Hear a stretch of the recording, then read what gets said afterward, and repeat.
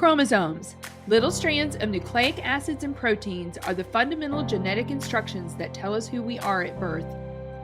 Most people are born with 46 chromosomes, but each year in the United States, about 6,000 people are born with an extra chromosome, making them a person with Down syndrome. If you've ever encountered someone with Down syndrome, you know that they are some of the kindest, most joyful people you will ever meet. They truly have something extra.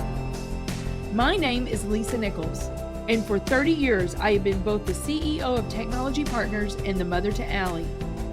Allie has something extra in every sense of the word. I have been blessed to be by her side as she impacts everyone she meets.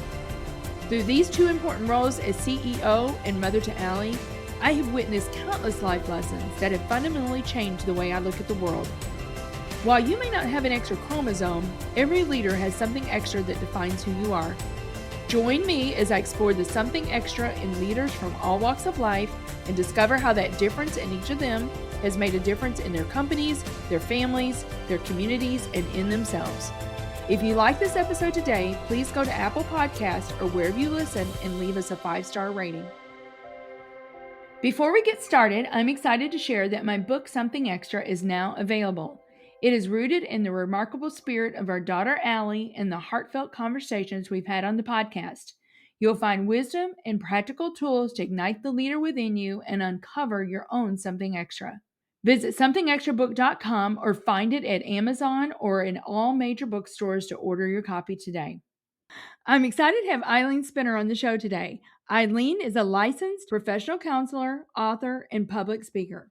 Well, Eileen Spinner, welcome to the Something Extra podcast. I'm so excited today to have you on the show. Thank you so much for making the time. When you and I met, I said, oh my goodness, Eileen, you've got to come on to the Something Extra podcast because I love what you do and we're going to get into that. So thank you so much for making the time. Oh gosh, thank you. It's an honor.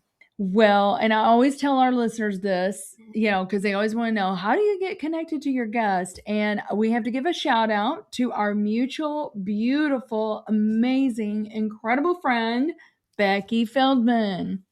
Yay, Becky. She's amazing. Yes, we love you, girl.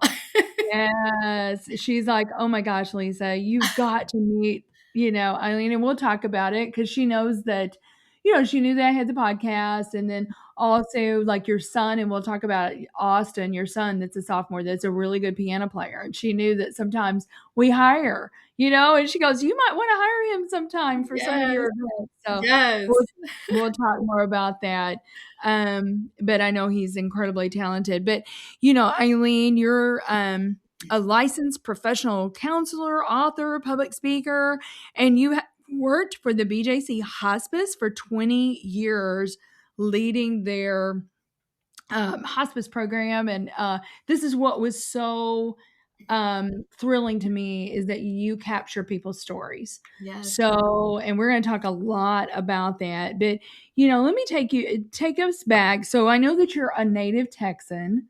So you even said your patients were saying, hey, we know that you're from Texas, so you don't have to come out in this snowstorm that we're having, but Texas got it too. They did. Yeah. Which is so unusual, right? But when did you first sense that walking with people at the end of life was really part of your calling? Oh gosh, yeah. So it might sound hard to believe, but when I was working on my master's in counseling at St. Louis University back in 2005, which seems so long ago now, I was trying to figure out what kind of counselor I wanted to be. And I always thought maybe like a pastoral counselor, something with spirituality. And I literally read a book by Ira Byock called Dying Well, and it was about hospice and end-of-life care and this interdisciplinary team that takes care of not only the patient, but the family. And it was just like this lightning bolt, it was like a God wink. God was just like, this is what you're supposed to do. And all the pieces fell in place from there. There was just nothing more spiritual than end-of-life care. And I got an internship at BJC, and here I am literally 20 years later. Oh my goodness. Oh, that's so beautiful though, right? Because sometimes people search their whole life. Absolutely. For that purpose and calling. Yes. So I feel very blessed to be living my calling, and yeah, really living it. Ah, so beautiful. Well, I love that because, you said you might do pastoral care or, counseling, that sort of thing. Because I know that you have a theology degree from Yes. the University of Dallas, right? Yes, yes. So So I grew up in Dallas. I have 2 older brothers. My parents brought me up in the Catholic faith. I don't know if this was intentional or not, but I went Catholic school from like kindergarten all the way through my master's. And, just the values that my parents instilled in me from a young age. Even mhm. today, my parents are 81, 84. I'm very blessed that they're still alive. They always just taught us to lean on our faith, family. They were both the type of people that really served others. My dad was a Air Force Reserves colonel, a psychologist, a school psychologist. My mom was a nurse and then a stay-at-home mom, and she actually ran a food pantry, a not-for-profit for 40, probably 40 plus years. And so, I grew up volunteering. I grew up being in the church at the food pantry. I joke that I've been volunteering at that food pantry since I was born, which I really Right. was, but Right. I think, all of that kind of led me down a certain path. And then when I got into college, I really was fascinated with theology, all different religions, and learning about them. And I thought maybe I'll be a theology teacher. And I found that a lot of my education courses were psychology. And so again, it was like God kind of winding that path. And I ended up kind of switching into more of a counseling mode. So I did my Mhm. undergrad in theology and then did my master's in counseling. But boy, I mean, talking about preparing you, right, for what you're doing today, because 'cause For I'm sure sure. you For lean sure. on that even. Yeah, and even, those volunteering with people of all backgrounds, ages, a lot of Sure. older ladies and men from different churches, I just was so comfortable with different people, and so it made sense, when I look back that, I was like, "Okay, I can do this. I can work with people of all different backgrounds and ages and, help them in whatever part of life they're in." Yeah, I love that. That is just so beautiful. Um, well, was there a moment, like, because then you started doing that, right? And you interned for BJC and then you ended up staying there. Was there a moment when you realized that this is holy ground? I mean, the work that you are doing, Eileen, is really sacred work, I believe, and Yeah. so meaningful, not only to the person that's at end of life, but I think maybe even more importantly to the people that are left behind. Yes. Oh, so true. Gosh, when did I feel like I was on holy ground? I think immediately.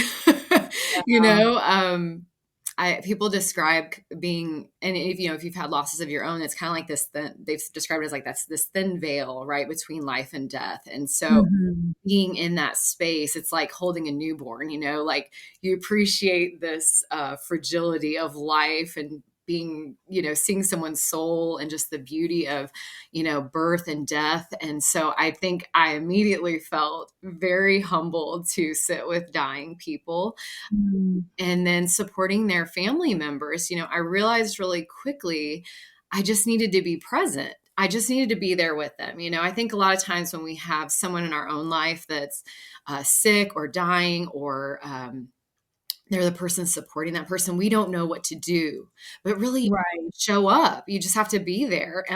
There's a really great grief author and speaker named Alan Wolfelt, and he is known for coining kind of the word companioning. And that's what we're doing. We're companioning. We're just being present. I think of one lady that I worked with in bereavement on the grief side. And I remember her saying one time, I don't know what you did, but I feel so much better. And I've had people say that, and I always tell them, I didn't do anything. You did. Right. I just stood next to you and walked alongside you. You did the work. You worked through your grief. And so Mhm. we went with you. I wish the Yeah, whole medical world worked the way hospice does, because you really, like you said, you're helping the patient and their family. absolutely. Yes, absolutely. Well, so let's talk about what you do in particular. You help people tell their stories. Hmm. Right? And journal, and it's so you put together a book basically, right, Yes. of their stories, and obviously, you kinda wanna start the process while the person is still coherent too, right? But Yes. why do you think the stories matter so much, especially then? at Oh, yeah. the end.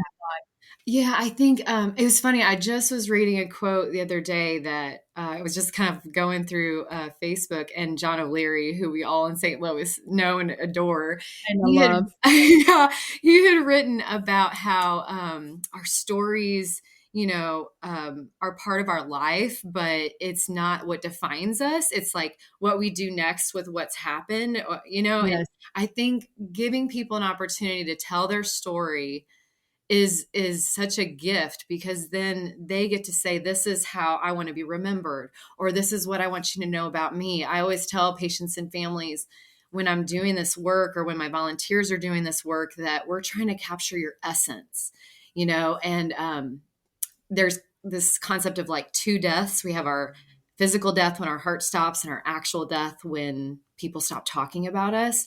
And so to be able to have that opportunity to say, this is what I want to be remembered as, that's such a gift to the patient, because then they feel like, okay, I might die, but now I can help my family after my death. Mhm. And it helps the family, because then they're getting something tangible that they can hold on to. And, whether it's a bear made out of clothing, or a book, or a letter, or just a quote, whatever it is, they might read that 10, 20, 50 years from now and say, okay, I feel my mom, or I feel my husband, or Mhm. my daughter, and that's really special. It's It just is such an so important special. thing. Mhm. Yeah, I think I had told you when we met, my mom passed away in 2014, and it really kind of there were probably signs, but she really kind of was passing off the signs as Mhm. arthritis or something, and so Yeah. she went into the hospital in June and passed in August, so I pretty much, like, stayed at her bedside, in Kentucky for that time, and not really knowing, I mean, not even have met you at that time, but, what was so therapeutic to me is just writing, Yeah. and at the time, we had, our grandson was 18 months old, and I just remember the thing that made me so sad was that Sawyer was not going to know my mom. Right. Like, I knew his mom and like his mom knew his my mom, Right. right? And it was very therapeutic for me just writing, and I would ask my dad stories, and then, I would talk to my mom and ask her stories, and then her sisters that would come in, I Yeah. was just gathering, You just did it naturally. I I should recruit did, you and as a volunteer. No. and and I found out stuff about my mom literally that I had never Oh, known. and It that was happens so hilarious. often. That happens so Yeah. often. I can't tell you. Even with my own family, I remember I was creating some new tools, and one of the tools was like a list of favorite things. And I was like, I don't even know this about my own parents. So I made my parents do it. I was like, hey, if I'm Yes. leading this program, I got to see if this works. And so I made them do it. And my mom, she's not a super athletic, like she doesn't work out kind of, and she was saying her Right. favorite sport was skiing. I'm like, Mom, we grew up in Texas. Like, what are you talking about? She's like, well, when I was in nursing school in in Denver, I just absolutely loved skiing. And it just brought out all these Just stories. floored you, right? Yeah. Right. Yeah. Well, I remember my dad telling me that my dad was a Marine, and when they came back from the service, he bought this little red sports car. Now, my mom was 81 when she passed away and never got a speeding ticket in her whole entire life, Eileen. I mean, my mom was a rule follower. She would keep my dad on his own business. She kept his books, and if she was a nickel off, my mom would find it. I mean, she was just Aw. played by the rules. But what I found out from even her sisters, it's like they would like see this flash of red going down the road, and it was my mom in this little red sports car. And I'm like, you've got to be kidding. My mom has never had a speeding ticket. So I think your yeah, mom I and my mean, mom are sisters, because my mom has never had a ticket either, knock on wood. And she was like a little speed demon. that is so funny. Oh my gosh. So neat. Well, let me ask you this. Wait, are there themes that show up time and time and time again with people when you're pulling out their stories, Eileen, regardless of background? Are there things that show up that are kind of common with everyone? Right. I think, when you're towards the end of life, things sometimes for the patient, like you were saying, for the family, it's hard. They're losing their loved one, right? And no one wants their loved one to die. But Yes. I think for the patients, a lot of times it's just honestly love. Like they just want to love everyone they love. They want to be loved. They want to be remembered for the love they gave. There's always a lot of gratitude. I think years ago, before I really knew about hospice, when I was very young, I thought, oh, if I died, I hope it's really quick and there's no pain. And, you don't. But then when I learned about hospice, I was like, gosh, what a gift, right? To know, to have time to say, okay, this is how I'm going to use today, or this is how I'm going to use this week. Yeah. And so I do see just that simplicity of like love and gratitude and family and just the simple joys, right? And I see that so many times with families. They don't, they may have traveled the world, but they're not worried about necessarily talking about all of it. They're Yeah. just happy to be snuggling on the couch with their grandkids or with their daughter or whoever. So yeah, It oftentimes really, simple it joys. really probably brings into, full focus the things that really matter most. Absolutely.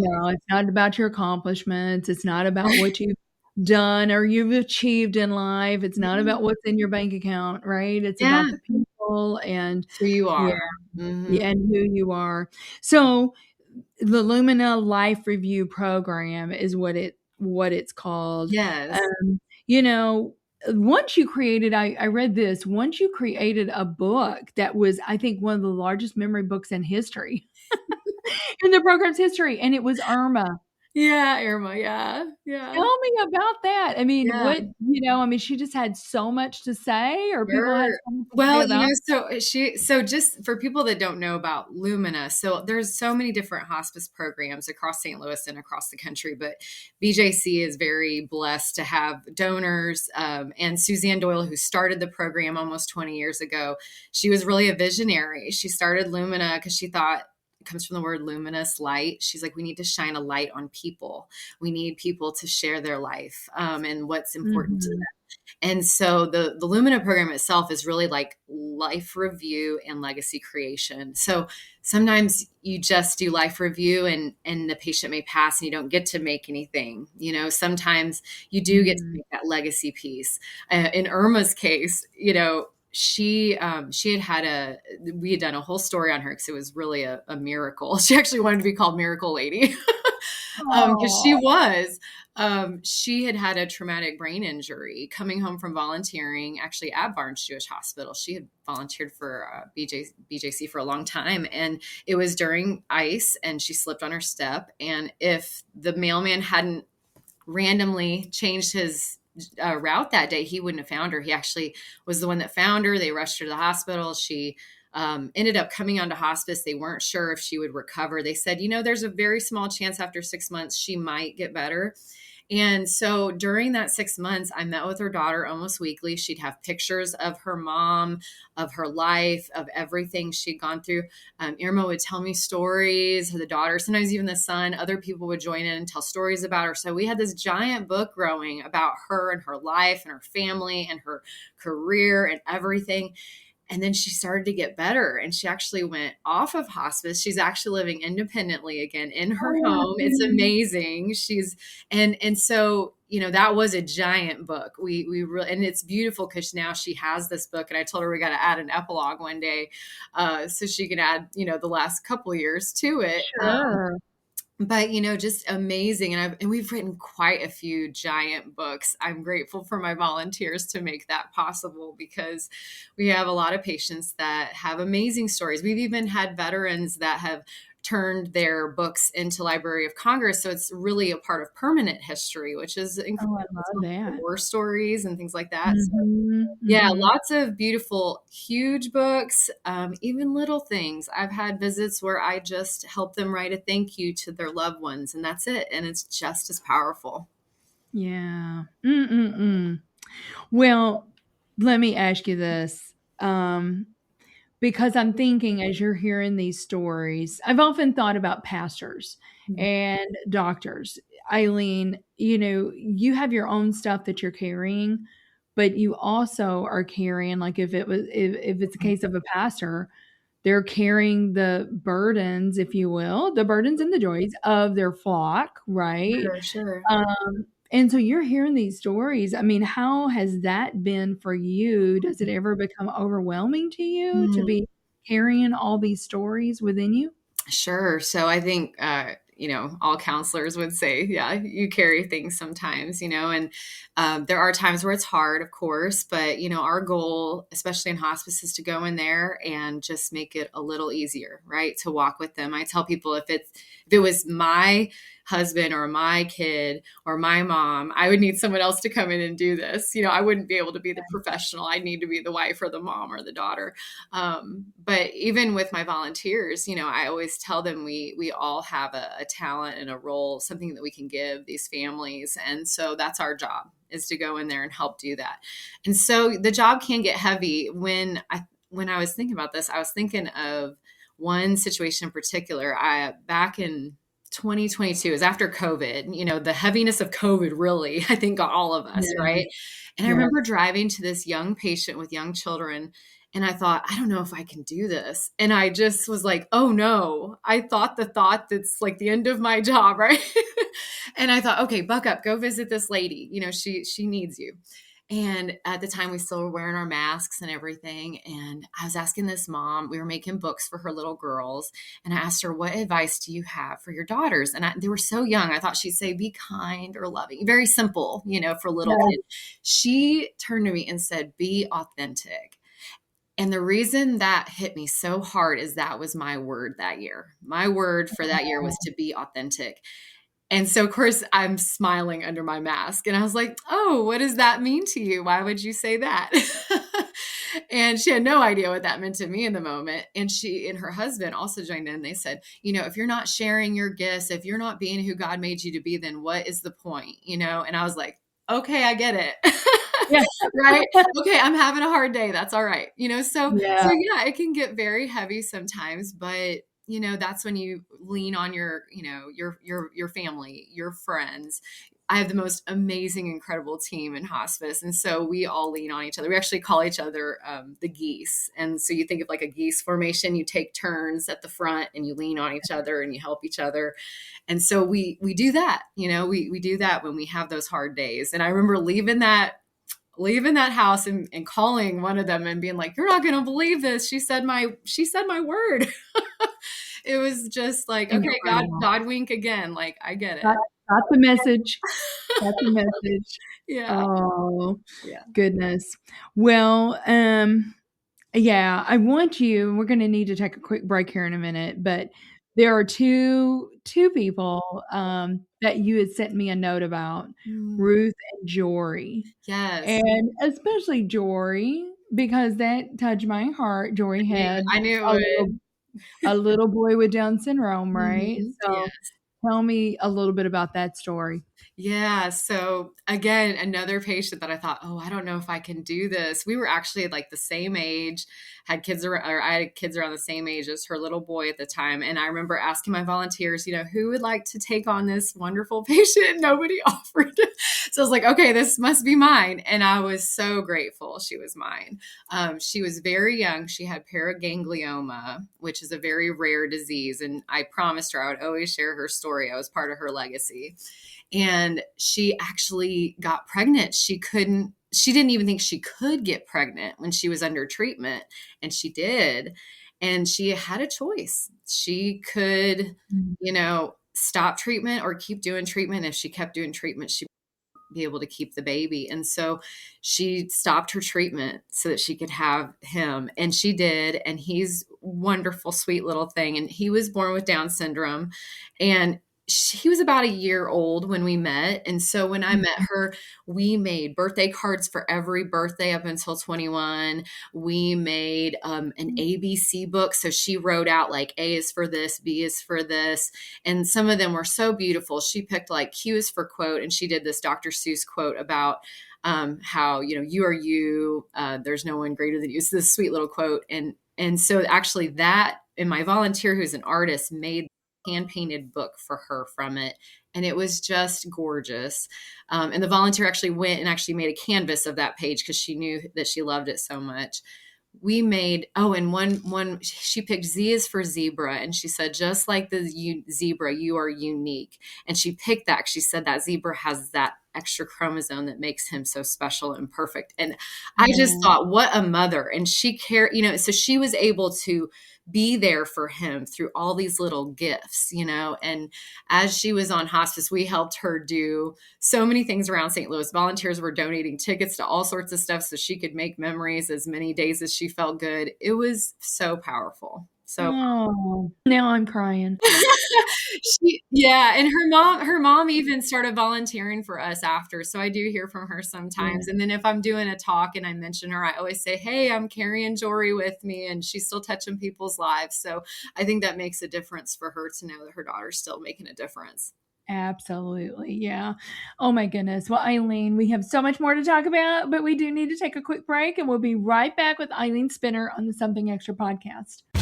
In business, the tendency is to seek out partners who are bigger, faster, stronger. When it comes to IT, you should be looking for smarter, faster, better. That's just what you'll find with the talented technologists at Technology Partners. Our experts develop custom solutions to tackle your most complex challenges, all to simplify your processes in the smartest, most efficient way possible. The time to be swift and nimble starts now. Go to technologypartners.net/solutions and see what's possible.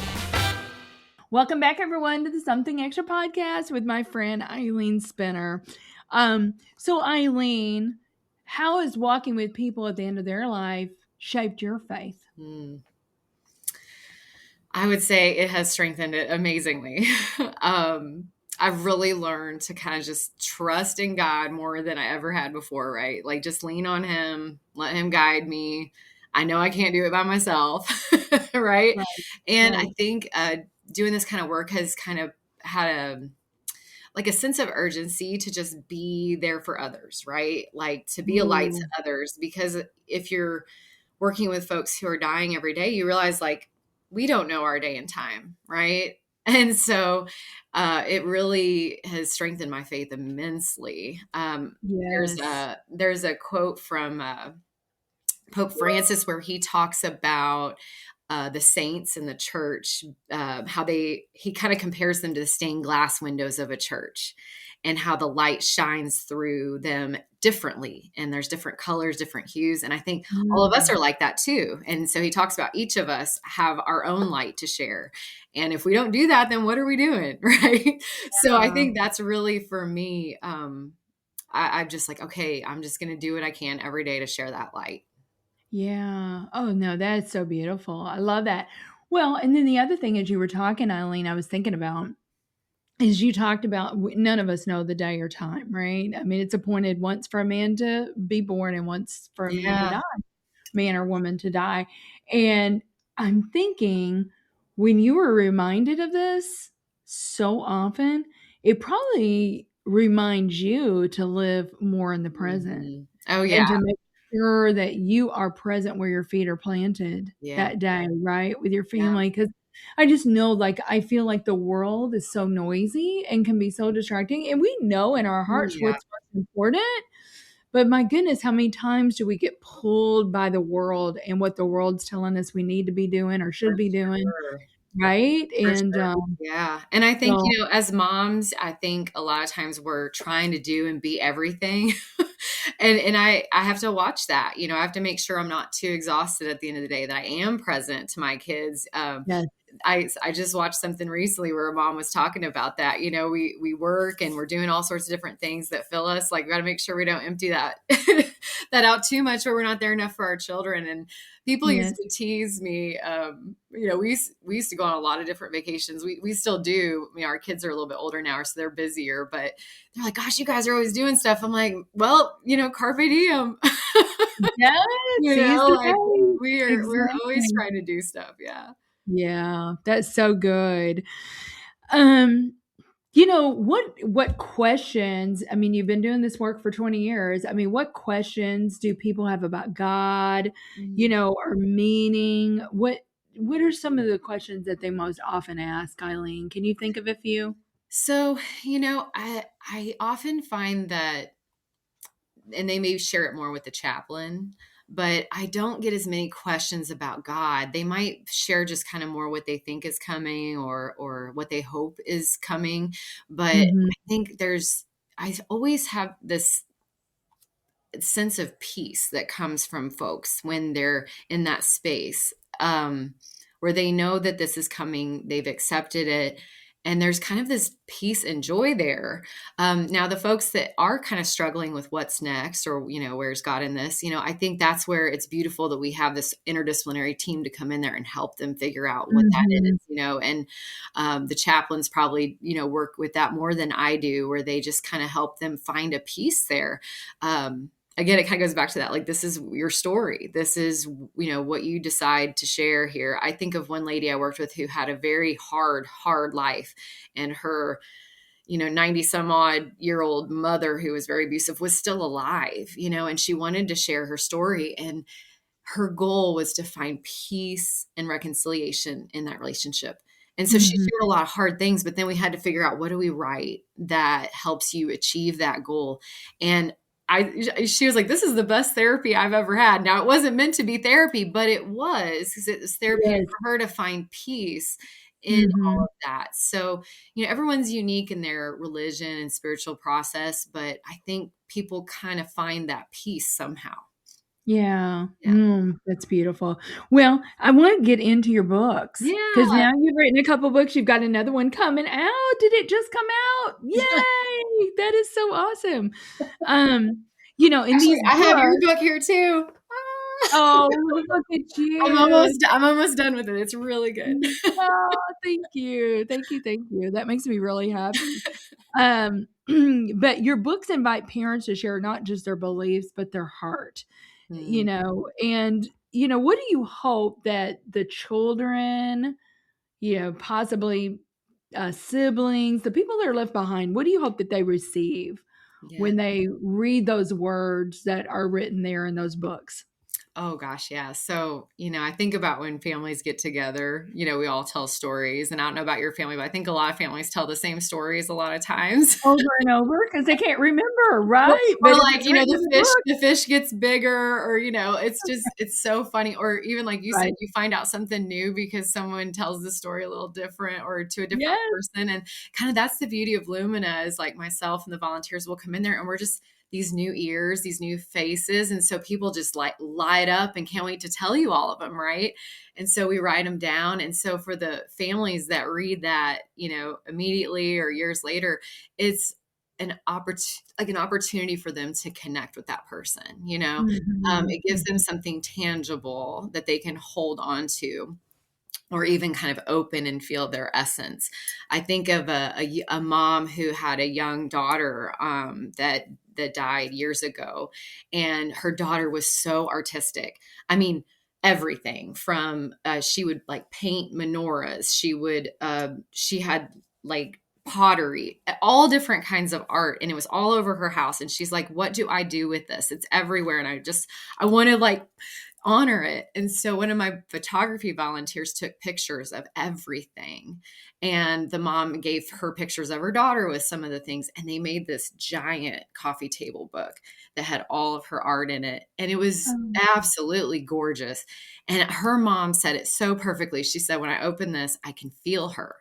And I was like, that's what it is. That's what we want to make for people. So sometimes, people think I have to tell the whole story, and it's like, no, you just have to capture the essence of who you are.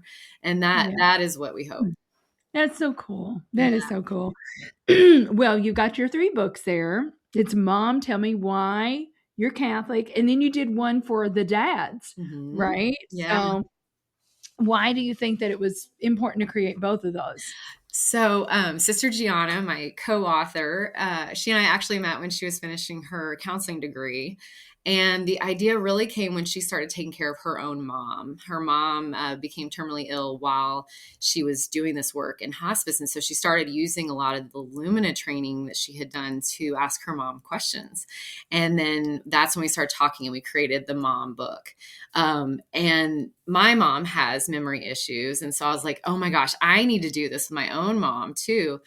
But then after we did the mom book, we're like, you know what, dads need to do this as well. And I think oftentimes dads may not be as, open to do it. Moms might share more. And so we both wanted to honor our dads. Her dad had passed away a few years earlier than that. But my dad he is a storyteller, let me tell you.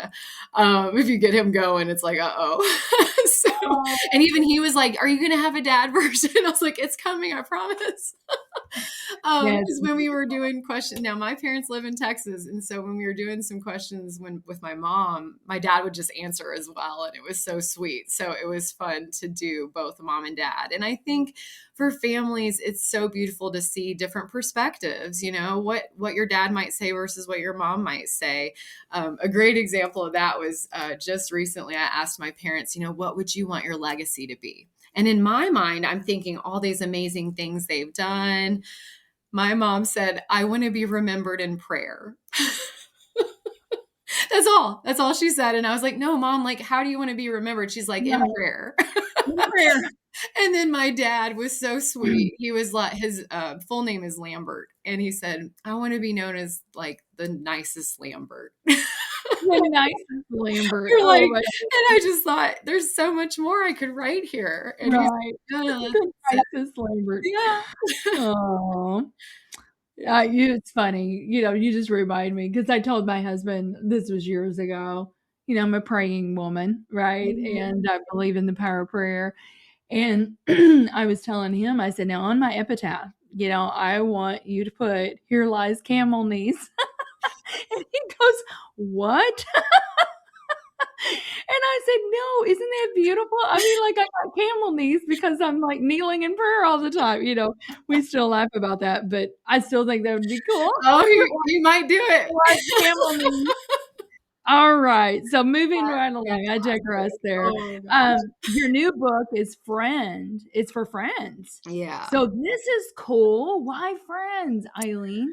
Okay, so, people were like, oh, make an aunt one, make a godmother one. And we were like, oh my gosh, we can make a million of these. It'll be like, its own series. But friend kept coming up for a few reasons. But one that was kind of funny, I was telling Sister Gianna, I was like, a lot of times when I see people, I'm like, hey, friend, So that just made me laugh. But, I think doing friend gives a space for friends to reach out to each other. Now, it could kind of fall into that same legacy category, like maybe you have a friend that's towards the end of life and you'd say, hey, I want to help you do this. I would love to ask you questions, or if you want to fill this out. I think the beauty of actually doing it with someone is wonderful, but even just handing it to them to fill out is great. But we also saw, there's an opportunity here for friends to say, like, I really admire your faith. I thought of you when I saw this book. You need to write down your stories, your values, your faith, because it's a beautiful thing. And if you don't write it, it can be gone, or lost. Right. So it's, kind of a cool thing to say, like, buy one for yourself and buy one for a friend that inspires you. I am going to have to give these to a lot of people because I'm inspired by so many friends that their faith and values just really amaze me. I could see even like women's groups doing this, or men's groups, or church groups, saying, like, let's look at our roots. Let's look at our faith, our prayers, our history, our travel, and talk about it. And how does God show up in each of those things? So, there are friends, Eileen, there are friends that are as close as family, absolutely. In your life. There are friends that, have been friends for life. Right? Yes. Yeah, absolutely. And I think of, I was actually just talking with Sister Gianna last night, and I was thinking of, and I'm a Catholic, I'm really bad at like where in the Bible something is, but I was like, Matthew 18:20 says, for where 2 or 3 gather in my name, there I am with them. And I thought, like, this is just a beautiful thing, that you're putting people together to do something beautiful, not just for that person, but for everyone around them. So I love it. And so, and we'll put all this in the show notes, but where can people go on Amazon and get all 3 of these? Right, okay. Right. So they can, books.catechesis.com is the press, but it's on Amazon, Barnes & Noble, all the major retailers. Yeah. So good. We'll make sure we put it in the show notes.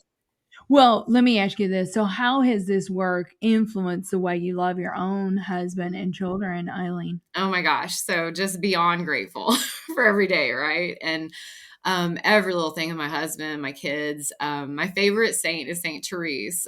She's known for like her little way, doing little things with great love. And, I think I try to model that for my kids, and I see it in them. Like my daughter has the most amazing heart. She is so thoughtful. Even when she was itty bitty, like she'd befriend the kid in the corner, that no one was around, like just trying to, do good for others, and it's funny. My husband is not one of my volunteers, but he did volunteer once. And it shows that, yeah. And I can tell that story in a second if you want me to, but Yeah. I just, so this kind of plays into what I think is most important in life. And that's like living our gifts, right? My husband is like a businessman, but he's like, I admire your hospice work. I love what you do. And I love that guy so much, but I especially love him for one time when we needed a Batman. We needed someone to be Batman for a pediatric patient. And we were like, who would do this? So I was like, Brian, is there any way you could dress up as Batman and go visit this little pediatric patient? And pediatrics so much harder even than adults. So I'm like, you can say no, it's okay. And he said, sure, no problem. I'm like, you can say no. And he's like, if someone asks you to be Batman, you be Batman. And he was incredible. I remember when he left, this little boy was like, Batman was in my house. Oh my gosh. And he just played it. And he ended up doing it for a few kids because the nurses loved it so much. But what it showed me was like, he shared his gifts. That was his gift. Mm-hmm. He might not, want to do bereavement phone calls or go sit in an office or sit with someone who's dying, but he could play Batman for a little pediatric. Oh, little boy. Perfect, right? And so I think this work has, influenced us as a family because it just shows you, you have gifts to give and you live every day to the fullest and do what you can for other people. That's so beautiful. Yeah. Well, and I'm just thinking, Eileen, you saw that modeled by your own parents. Yeah. Yeah. Your mom ran a food pantry for over 40 years. Mm-hmm. I mean, you saw that modeled. I mean, my parents were the same way. My mom was always serving. And, you see that and you grow up and you go, oh, it's not about me. Yeah. I'm here to serve other people. For sure. Right? Yeah. So it's so important. Well, I've got just another question for you, and then we'll get into something extra. So, if someone is listening today, right, and they wanted to capture their story, but they feel really afraid to do it or don't know where to start, what would you say to them, Eileen? I don't know if I could say like a Nike ad, but like just do it. Let's do it. Right. Like I remember when Suzanne, who started the Lumina program, when she retired, I thought, oh my gosh, I want to take over that role when she retires, but who am I? And at the time I remember thinking, I'm not her. Right.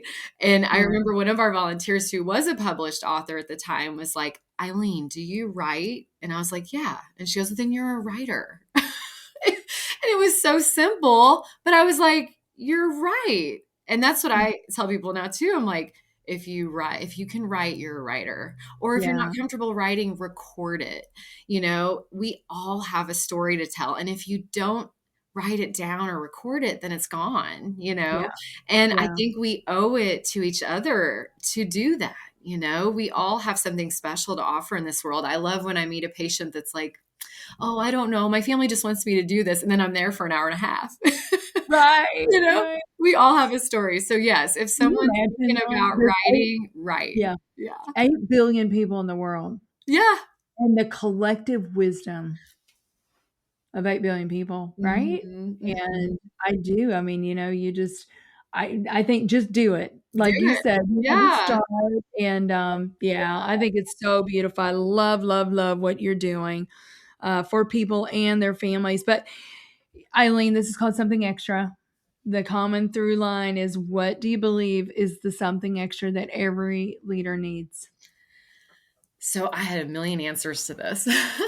I've been very blessed to have some really, really amazing leaders in my life. And the thing that kept kind of coming up is that, we're all made on purpose with a purpose. And like, we're at this time in life for some reason. And I think we spend our lives trying to figure out what that is. Right. And so I really think that something extra is trying to figure out like, what is my gift? Right. And then if I know my gift, then I have to share that gift. And I think the thing that has touched me so much over and over by my leaders is that they not only know their gift and share their gift, they look at it in everyone that works for them. And so if as leaders, we find those gifts in other people and help them share them, then again, it's like sharing the light. Right. And so I think, I've supervised so many volunteers and interns over the years, and I tell you, I serve them best when I can help them discover what that talent is and then how they can best share it. Like, again, my husband could be Batman and he's a great, right? But just doing that, I think that's so huge. So, if we can find those gifts, share them with other people, that's what it's all about. Whether it's at home, in your family, in your neighborhood, your church, your work, that's what it's about. Well, you're speaking my language, girl, because that's the whole premise of Something Extra, right? We've all been given these gifts, but they weren't given for us to keep for ourselves. Truly, we're to share them. And then next level, like you just said, as a leader, is help other people discover the same thing. Yes. And help them lean into that. Yeah. So this has been so much fun. I knew it would be, but thank you so much for your time. I'm so excited for our listeners to learn from you. And I just, the work you're doing, Eileen, is sacred work. Oh, thank you. I just appreciate being on here and being able to share about it. Thank you so much. Thank you for listening to today's show. Something Extra with Lisa Nichols is a Technology Partners production. Copyright Technology Partners, Inc. 2019. For show notes or to reach Lisa, visit tpi.co/podcast. Don't forget to leave a review on Apple Podcasts, Google Play, or wherever you listen.